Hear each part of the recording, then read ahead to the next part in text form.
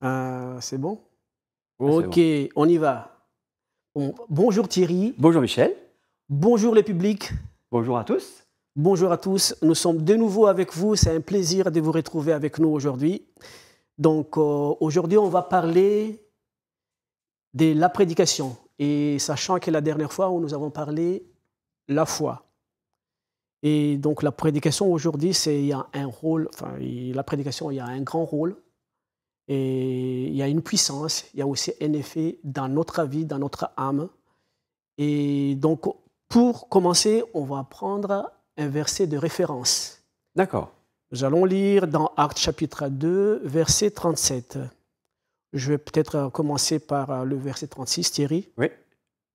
Et c'est l'apôtre Pierre qui prêche ici au jour de la Pentecôte. Il dit que toute la maison d'Israël sache donc avec certitude que Dieu a fait Seigneur et Christ, c'est Jésus que vous avez crucifié. Il s'adresse au peuple juif.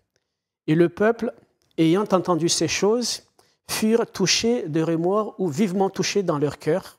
Et ils dirent à Pierre et aux apôtres, « Hommes frères, que ferons-nous » Exact. Amen. Exact, c'est important. Là, il était en train de leur dire, mais ce Jésus qui était le Messie, finalement, que vous attendez, vous l'avez crucifié. Quelle erreur. Et là, waouh! Là, dans leur esprit, c'est, attends, mais on a fait quelque chose de tellement horrible, mais qu'est-ce qu'on fait là, du coup? Qu'est-ce qu'on doit faire? D'où la question qu'ils disent, « Hommes frères, que ferons-nous » Donc la prédication, on va définir quand même la prédication. Qu'est-ce que c'est la prédication? Tout à fait. La prédication, c'est une action de prêcher, proclamer, publier et en priori annoncer la bonne nouvelle. La bonne nouvelle pour nous, c'est l'évangile, c'est la Bible, délivrer un message divin pour le salut des hommes. Vous savez, quand on parle de la parole de Dieu, il y a une puissance qui sort de notre bouche. Tout à fait. Il y a un grand pouvoir, une puissance spirituelle extraordinaire que personne ne peut soupçonner. Parce qu'on sait qu'avec la bouche, avec la parole, on peut tuer. Et avec la parole, on peut aussi donner vie. C'est ce que la parole dit dans Proverbe chapitre 18, verset 21. Oui. Le pouvoir de la vie et de la mort sont à la bouche. Oui, la vie et la mort sont au pouvoir de la bouche. Tout à fait. Et on comprend bien que quand Jésus il parle avec ses disciples, il dit « Les paroles que je vous dis sont esprit et vie ». Donc quand Jésus, quand il parle, même nous, quand nous parlons de la parole de Dieu, il y a quelque chose que nous ne voyons pas, mais c'est quelque chose qui donne la vie. C'est la parole que nous prononçons, c'est esprit, et l'esprit parle à l'esprit. C'est ça. Quand on parle dans la chair, cette parole va directement dans la chair. Mais quand ça vient de l'esprit des dieux, cette parole va directement toucher notre esprit. Voilà, on comprend bien que toutes les paroles que l'on dit ont un effet, que ce soit positif ou négatif. Et Pierre, quand il a entendu Jésus dire cela, parce que beaucoup partaient, parce que Jésus disait des choses qui étaient difficiles à accepter, et Pierre s'est dit, mais à qui irions-nous? C'est toi qui as les paroles de la vie. Amen. Là, pourquoi on veut amener les gens au Seigneur Jésus? Parce que c'est lui qui a les paroles de la vie. De la vie. Donc nous voyons que son enseignement et sa prédication étaient tellement puissantes et aussi donnent la vie. Si nous regardons déjà dans tout ce qu'il fait, Jésus-Christ, dans sa prédication, et on peut regarder ça dans Matthieu chapitre 5, chapitre 6, chapitre 7, et parce que nous savons la puissance de la parole. Oui. Et là, on voit tellement de choses que personne n'a jamais parlé. Comment il a parlé? Il parle des choses qui touchent notre cœur, qui touchent la vie, qui touchent notre bonheur. Il nous donne la direction. Il dit comment faire, comment vivre, qu'est-ce qu'il ne faut pas faire, qu'est-ce qu'il faut faire. C'est tellement puissant. Et on peut prendre quelques exemples dans Matthieu chapitre 5, ne serait-ce qu'on parler juste les quelques versets dans la béatitude. Oui. On va voir ça. Vous pouvez aussi ouvrir votre Bible avec nous dans Matthieu chapitre 5, à partir du verset, on va dire verset 3. Donc la Bible nous dit ici, « Bienheureux sont les pauvres en esprit, car le royaume des cieux est à eux. » Imagine. Les gens n'ont jamais entendu parler de ça. Il dit, le pauvre en esprit, c'est le simple en esprit, le royaume des cieux est à eux. Bienheureux sont ceux qui pleurent, car ils seront consolés. Bienheureux sont les deux bonheurs, c'est les doux, car ils hériteront la terre. Bienheureux sont ceux qui sont affligés et altérés de la justice, affamés, car ils seront rassasiés. Rien que d'entendre parler de ça, il parle du bonheur, il parle de l'espérance, il parle des consolations, il parle des restaurations. Donc il y a une espérance qui est donnée à chaque fois. Oui, donc c'est très très important, très intéressant, et ça nous fait réfléchir en tant qu'hommes. Et on comprend bien que c'est pour ça qu'en fait Jésus-Christ, à la fin de son discours, il a été approuvé par tout le monde. Oui. Tout le monde était frappé de sa doctrine. Parce que ils disent, personne n'a jamais prêché comme lui.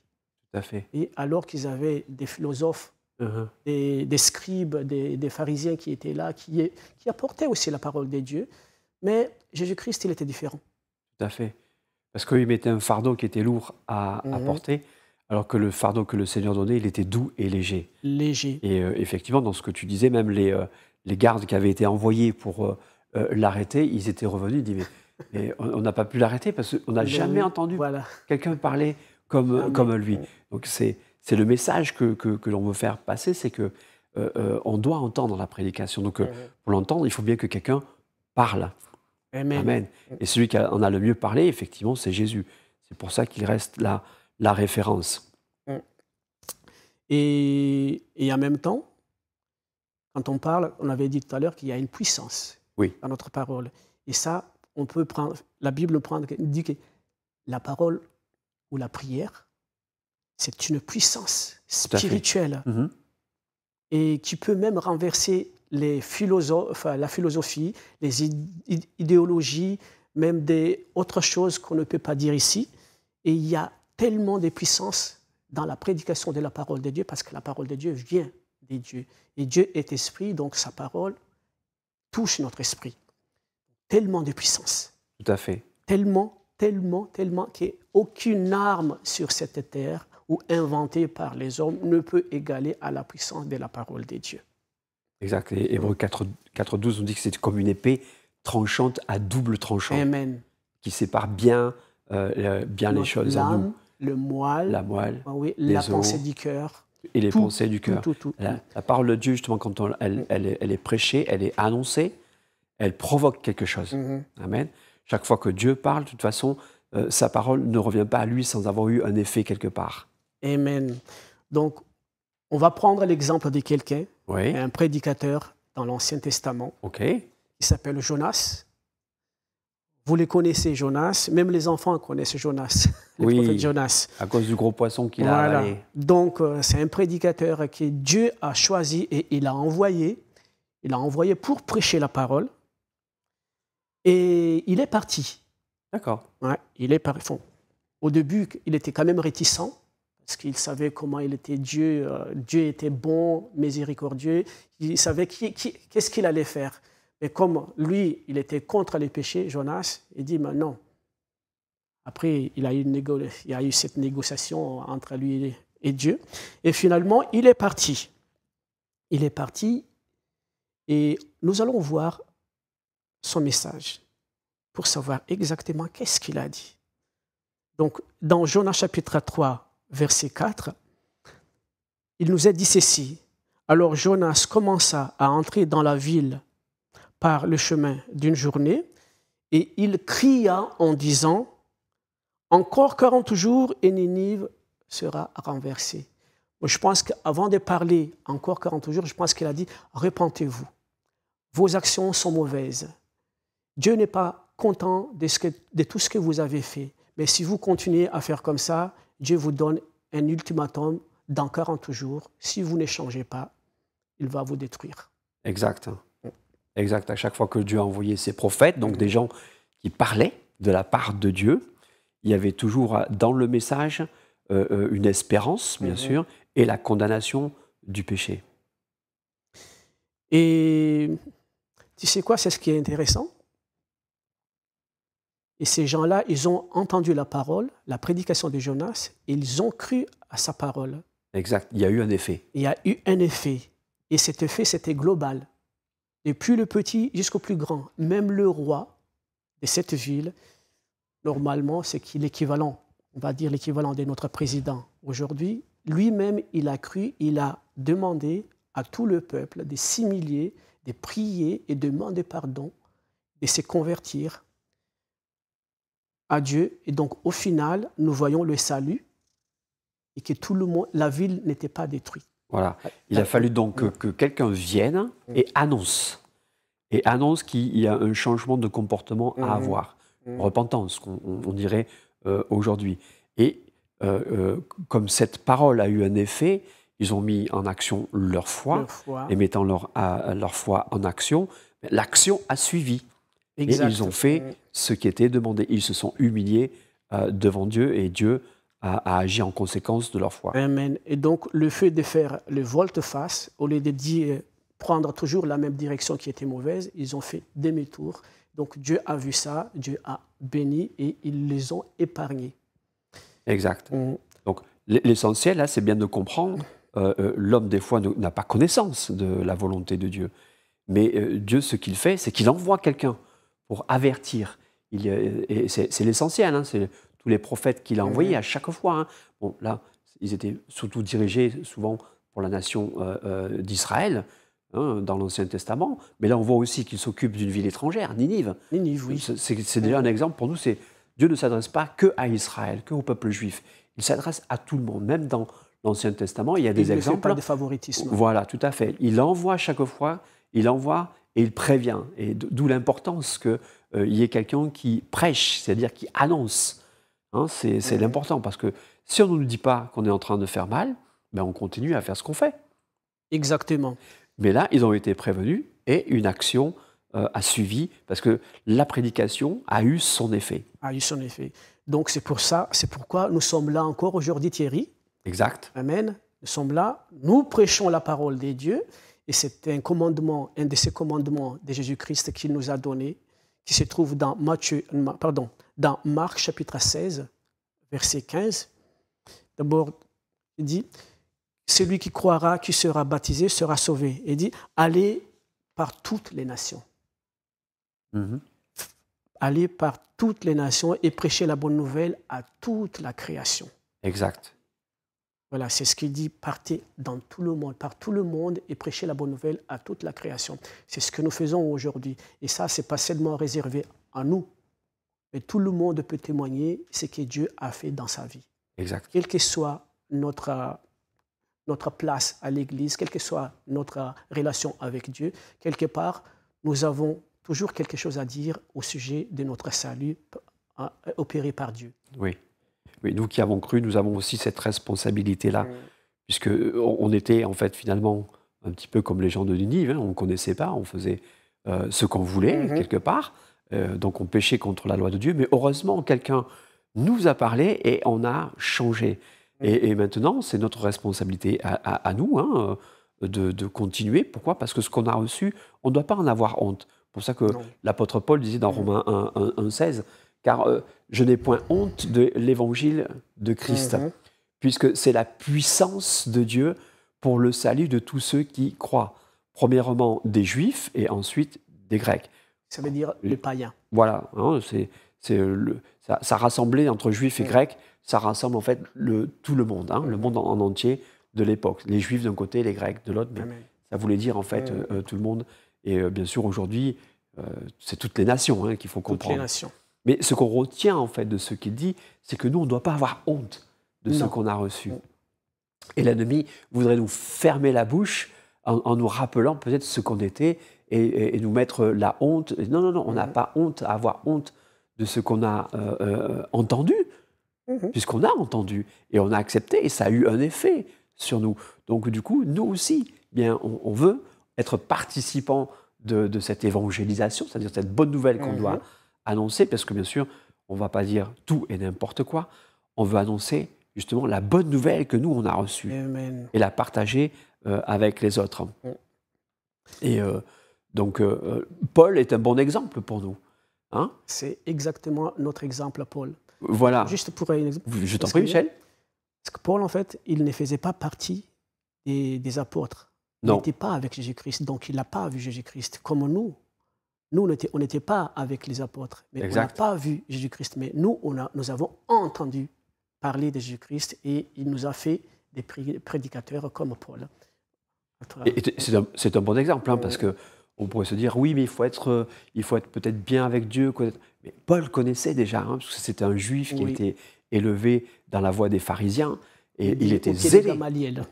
Il était zélé pour Dieu, hein, et dans son zèle même, il était devenu un meurtrier. Et pourtant, Dieu l'a choisi. Pourquoi? À cause de ce zèle qu'il avait pour la parole de Dieu, sauf qu'il ne la connaissait pas vraiment. Il connaissait l'Évangile, il ne le savait pas. Pour lui, il annonçait quelque chose qui était contraire à la loi des Juifs, etc. Mais Dieu l'a arrêté parce qu'il a vu. Et quand Jésus l'a arrêté sur le chemin, Paul aussi a été touché par cela.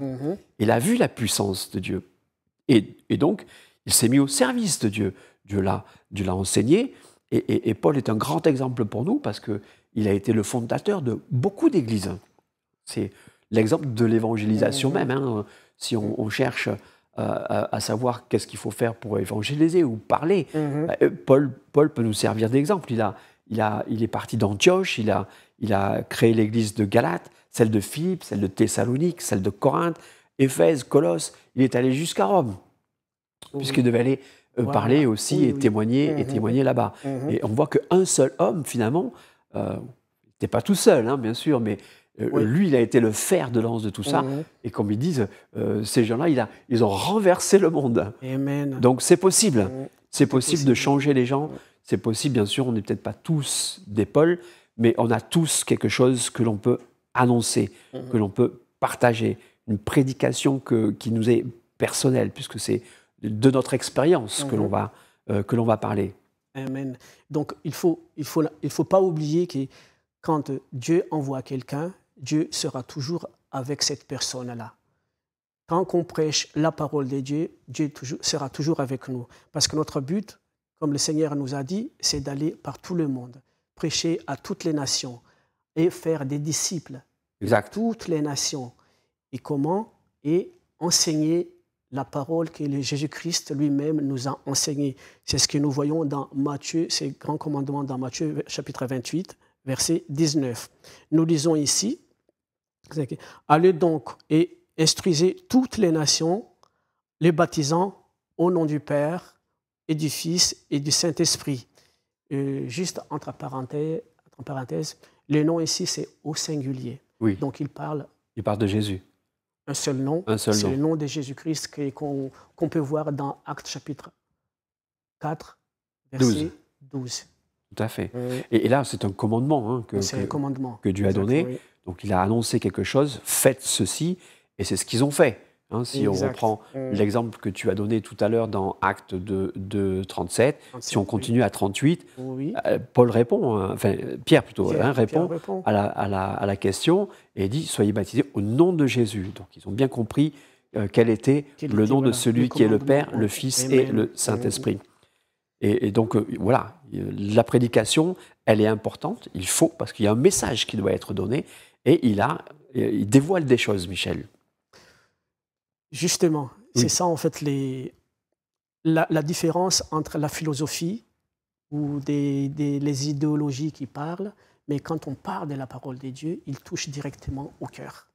Il dévoile nos pensées, il dévoile notre état spirituel, il dévoile les secrets très intimes dans notre cœur. Même personne ne le sait. Peut-être quelqu'un qui garde son secret tout seul là, mais quand on prêche la parole de Dieu, et là il s'étonne, dit mais comment se fait-il que cette personne parle de moi. Je n'ai jamais parlé de ça à quelqu'un. Et pourquoi? Parce que c'est Dieu qui voit tout. Voilà. Ouais, c'est la puissance de Dieu. C'est pour ça qu'il peut, cette prédication, inspirée par Dieu, peut nous sauver. Et en plus de ça, il nous aide à prendre conscience notre état spirituel dans nos actes qui sont mauvaises. Et à la fin, après avoir pris conscience, on peut être dirigé vers Christ. Conduit vers Christ. Voilà, conduit vers Christ. Exact. Et la différence avec l'œuvre de Satan, Satan, lui, veut nous garder dans la culpabilité. Parce que c'est normal, hein, quand on est dévoilé, peut-être va se sentir coupable de ce qu'on a fait. Et c'est bien. C'est naturel. Et c'est naturel. Mais la différence, c'est que l'ennemi veut nous garder dans la culpabilité. Parce qu'il sait qu'il y a une voie de salut, mais lui, il veut nous garder la tête plongée dans la culpabilité et qu'on soit tout le temps se dire à se frapper la poitrine. Et justement, la question, c'est que ferons-nous? L'annonce, en fait, de la parole de vie que l'on doit donner, c'est que non, ta culpabilité, elle peut s'arrêter. Pourquoi? Parce que Christ l'a pris à la croix. C'est la repentance. Et la repentance nous amène à Jésus-Christ. Oui. C'est la voie du salut. C'est l'espérance qui est donnée. Il nous donne la solution. Il ne nous laisse pas dans le doute ou dans un impasse. La prédication ouvre la porte au salut. Amen. Et donc, c'est ce que nous faisons et nous prêchons l'Évangile. C'est ce qui est la parole de Dieu. C'est ce qu'on appelle la bonne nouvelle. Pourquoi la bonne nouvelle? Parce que l'Évangile nous ouvre la porte au salut. L'Évangile nous donne de l'espérance. L'Évangile nous donne de la joie. L'Évangile nous donne de l'assurance. Oui. C'est pour ça que nous ne devons pas avoir honte, qui que nous soyons, d'avoir honte de prêcher la parole de Dieu, parce que c'est une puissance, comme la Bible a dit, c'est une puissance de Dieu pour quiconque croit. C'est ce que nous lisons dans Romains chapitre 1, verset 16. Tu l'as dit tout à l'heure. Donc, et on peut le répéter. Répéter encore. Je n'ai point honte de l'évangile de Christ, puisque c'est la puissance de Dieu pour le salut de tous ceux qui croient. Premièrement, les Juifs, et après, nous qui sommes païens, qui l'appellent les Grecs. Exact. Exact. Et en fait, la difficulté, c'était que Christ était crucifié. Amen. Mais il n'est pas resté crucifié. La bonne nouvelle, c'est qu'il est ressuscité des morts. Amen. Les Juifs, pour eux, n'arrivaient pas à comprendre parce qu'à l'époque, les Juifs s'attendaient à un Messie qui vienne les sauver. Un roi qui vient et qui les débarrasserait de la puissance romaine sous laquelle ils étaient plus ou moins esclaves. Mais ils ne s'attendaient pas du tout à un Christ qui souffrirait, à un Messie qu'on mettrait à mort sur une croix. Alors oui, Christ est mort, mais on ne s'arrête pas à la mort. Voilà. Il est ressuscité. Parce que s'il n'était pas ressuscité, on resterait toujours dans nos péchés. Donc il est essentiel de bien proclamer la bonne nouvelle. D'accord? Christ est venu, il est mort, ça c'est une chose. Il a été enseveli, c'est-à-dire qu'il y a eu l'effet de la mort, c'est-à-dire qu'on l'a mis dans le tombeau. Mais la bonne nouvelle, c'est qu'il n'est pas resté dans le tombeau. Il est ressuscité. Pourquoi? Parce que la parole de Dieu est vie. Elle est vie. Ce qu'on annonce, ça doit être une parole de vie. Même si pour certains, ça va être une odeur de mort. Mais on espère que cette odeur de mort les fasse réfléchir et de se dire, mais non, je ne veux pas aller vers cette odeur de mort. Je veux me tourner vers une autre odeur. Et la bonne odeur qu'on doit donner, c'est la bonne odeur de Christ. Et la bonne odeur de Christ, c'est qu'il est la vie. Il est la vie. Il est le chemin, la vérité et la vie. Oui. Et c'est ce qu'on veut, annoncer. Et si on annonce que Christ est mort, on doit de même, nous, mourir à nos péchés. Ce qui nous amène à l'étape suivante. C'est là où il y a la puissance de ce que l'on annonce. La puissance de ce qu'on annonce, c'est que ça va nous libérer de la culpabilité. Là où Satan ou l'ennemi aime nous laisser et nous dire, il n'y a pas de salut pour toi, tu es pécheur, tu es quelqu'un de mauvais. Non, non, il y a quelqu'un qui vient et qui te dit, non, moi je peux te relever de là où tu es. Tu peux sortir de là. Tu peux sortir de là. Tu peux sortir. Si tu te repens, si tu désires te retourner de ça, moi je peux changer ta vie et te redonner vie. Amen. Amen. Et l'espoir, et la vie, et le salut. Amen. Donc nous voyons que le Seigneur Jésus-Christ la mort de Jésus-Christ, ce n'est pas une mauvaise chose. C'est plutôt, ça nous ouvre la porte vers le salut. Et c'est pour ça que Jésus-Christ, quand il envoie ses disciples, il donne aussi ses commandements qui dit, quand vous partez, il dit, prêchez que le royaume des cieux est proche. Il dit, prêchez aussi la repentance. Exact. Pourquoi la repentance? Parce que c'est nécessaire pour avoir le salut, faire volte-face dans notre vie passée, les mauvaises vies que nous avons vécues, et se retourner vers Christ, se convertir et suivre l'enseignement de Jésus-Christ. Amen. Et ça, vous voyez ça dans Matthieu, chapitre 10, verset 7. Et il n'envoie pas, c'est ce qui est beau, c'est qu'il envoie prêcher, repentez-vous, et que le royaume des cieux est proche.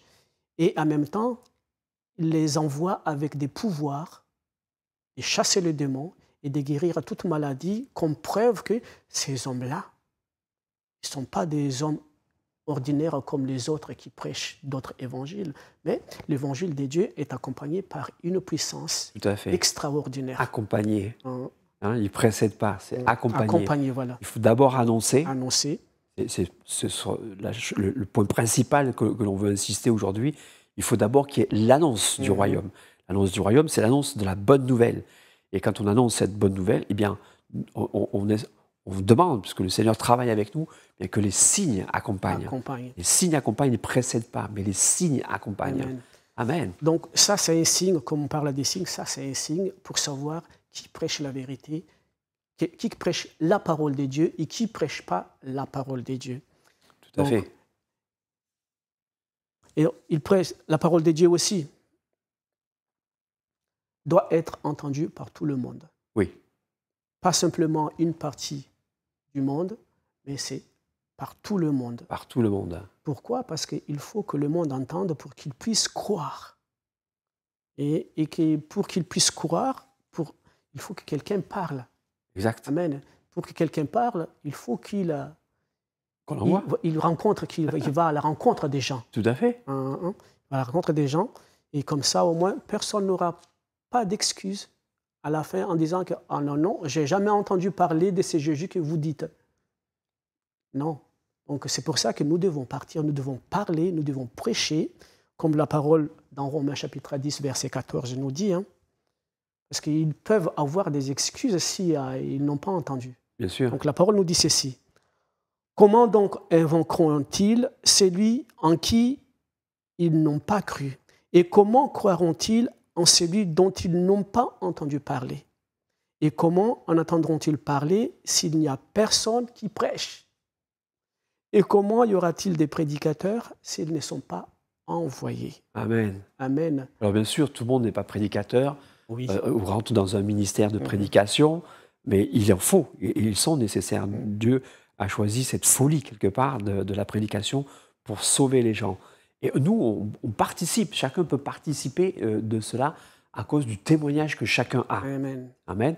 Si on reprend dans Acte 1, il dit « Vous recevrez une puissance », et cette puissance, en fait, 1:8, lorsque vous étiez à Jérusalem, vous recevrez le Saint-Esprit sur vous, et il dit « Et vous serez mes témoins ». Et un témoin, qu'est-ce qu'il fait? Il n'est pas muet. Voilà. Un témoin doit témoigner de ce qu'il a vu, de ce qu'il a vécu. De ce qu'il a vécu. Voilà pourquoi nous sommes tous appelés finalement à la prédication, c'est-à-dire à l'évangélisation, c'est-à-dire à donner la bonne nouvelle. Amen. Nous devons tous annoncer. Nous sommes tous des annonciateurs de quelque chose. Et si on ne sait pas quoi annoncer, il y a une chose que l'on sait annoncer, c'est que le royaume de Dieu est proche. Est proche. Et en partant de là, le royaume de Dieu est proche, bien. Comment tu le sais? Mais parce que je l'ai vécu. Parce que j'ai rencontré le Seigneur. Parce qu'il m'a changé, parce qu'il m'a transformé. C'est-à-dire, on parle de notre propre expérience. Amen. Et bien sûr, si on grandit dans la foi, on va grandir dans la parole de Dieu et ensuite pouvoir nourrir la foi des gens avec cette parole de Dieu. Donc, il faut retenir que tout ce que nous disons peut sauver quelqu'un. Amen. Quand on parle de la parole de Dieu, le salut, déjà, premièrement, ça va augmenter la foi qui est en lui. Il va peut-être, cette foi qui est endormie pendant quelque temps, maintenant, il va se réveiller et dire « Oh, je peux être sauvé. » Exact. Amen. Donc, ça nous mène, ça réveille la foi, comme la Bible dit. La foi vient de ce qu'on entend. Et ce qu'on entend vient de la parole de Dieu. Amen. Amen. Pourquoi? Parce que les gens ont besoin de comprendre que la voie qu'ils suivent conduit à la mort. Oui. Et on ne s'arrête pas à leur dire simplement à cette condamnation-là.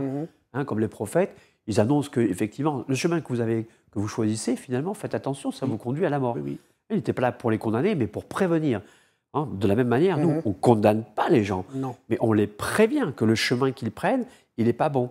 Et dans l'annonce que l'on doit avoir, il dit, mais tu sais quoi, tu peux changer de chemin. Amen. Et prendre le bon chemin et arriver vers la vie. Donc, il y a le côté un peu négatif qu'on va dire, où on dit, fais attention à ce que tu fais, tu vas dans le mauvais chemin. Mais toujours aussi l'espérance que l'on doit donner. Il y a toujours une espérance qui est en nous, et on doit témoigner avec douceur de cette espérance qui est en nous pour que les gens puissent se dire, ah, mais moi aussi, alors je peux être sauvé. Oui, tout le monde peut être sauvé. Il faut qu'on leur annonce l'Évangile. Voilà peut-être pourquoi nous sommes encore ici sur Terre.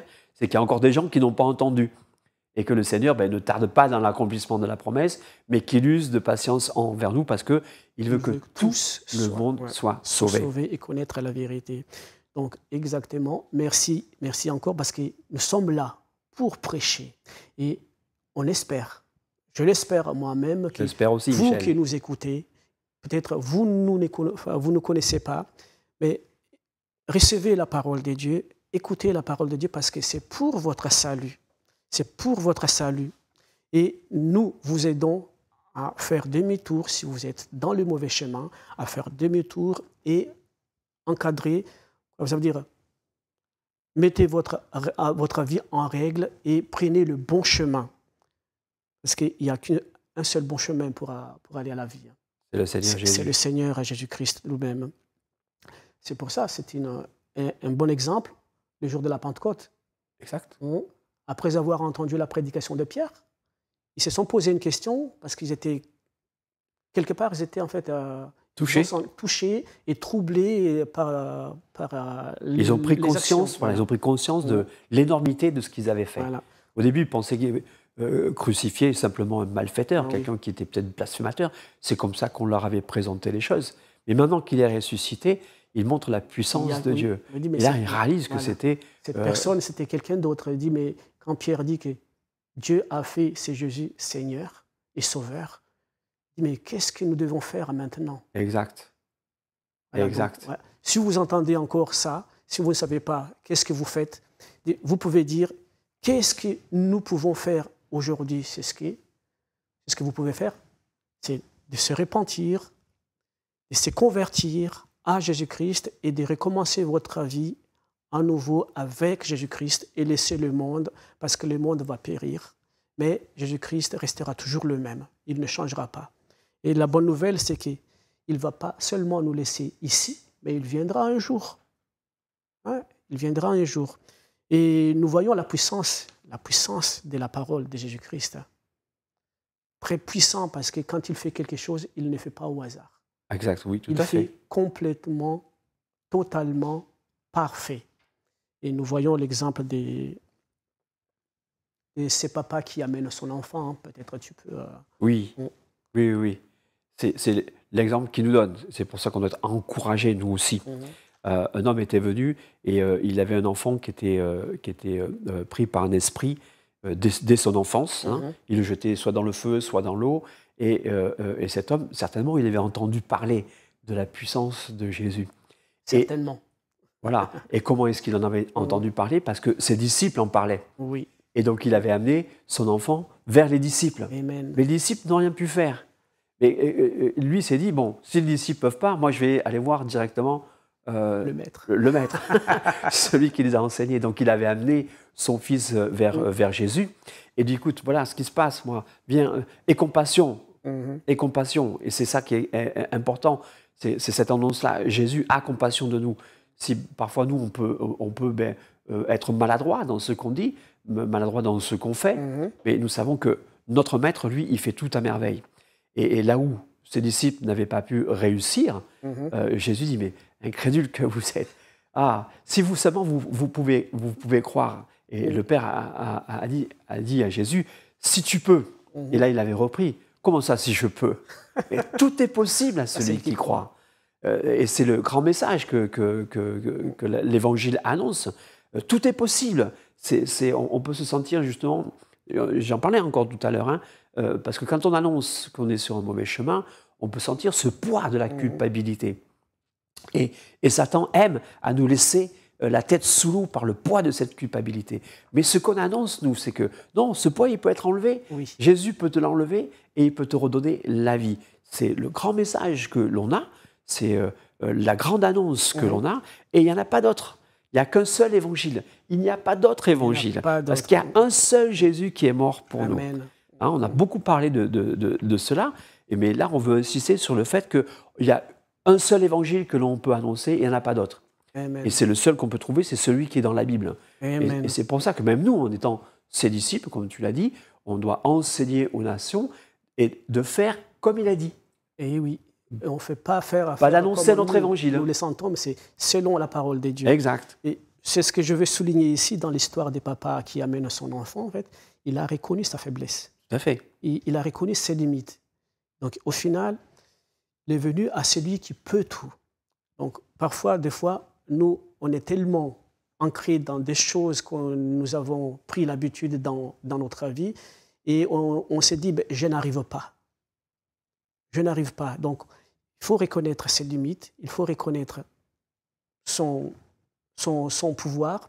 Et si on n'arrive pas, qu'est-ce qu'on fait? On va faire comme ses papas. Et on va dire, Seigneur, fais-le toi. Amen. Parce que moi, je n'arrive pas. Les autres n'arrivent pas, donc moi, je pense que toi, tu peux le faire. Donc, ce que tu me dis me touche, Michel, parce que dans mon témoignage, moi, j'étais dépendant de la drogue. Et à un moment donné, j'ai confessé au Seigneur. Il dit, moi, Seigneur, je n'arrive pas à m'en débarrasser. Et donc, j'ai fait alliance avec Dieu.